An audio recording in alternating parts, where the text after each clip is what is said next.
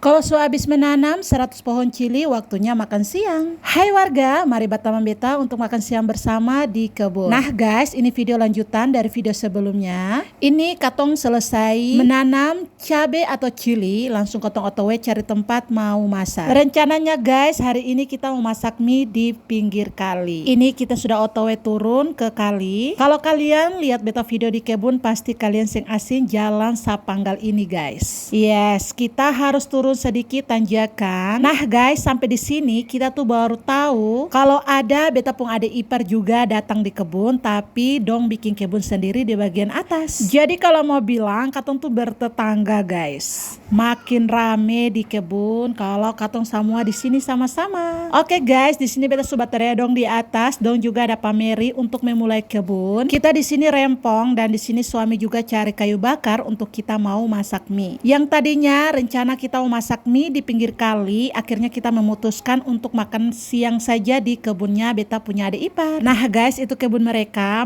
tuh lagi pameri untuk buka lahan atau buka tempat untuk menanam guys. Oke, di sini jalan masuknya kebun mereka, mari kita masuk guys. Karena di sini dong punya tempat paling bagus, jadi jalan masuknya tuh sentalau tinggi, jadi enak ya untuk masuk lebih gampang.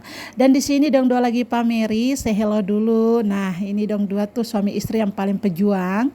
Oke lanjut, di sini kita mulai siap-siap. Seperti biasa beta akan buka beta pun tikar ajaib. Nah guys, beta buka tikar dulu. Selesai itu suami mau kumpul api mau masak mie, tapi di sini beta tiba-tiba rasa buang air kecil. Oke guys, habis itu beta kasih tinggal dorang, beta mau pergi buang air kecil dulu di kali. Dan di sini suami lanjut untuk kumpul api, mau rasa sedikit rempong, dia mau ngapain guys, terserah dia. Oke lanjut. Beta kasih percepat saja dan ini beta sudah balik cepat kan, karena kali itu di bagian depan saja, dan beta balik beta langsung mau makan mie mentah. Siapa di sini yang suka makan mie mentah seperti beta dan suami dan anak-anak? Oke lanjut, di sini suami lanjut masak mie, beta lagi nongkrong sama kakak Maura sambil makan mie mentah. Oke guys, itu saja video dari beta, jangan lupa bersyukur, bye bye.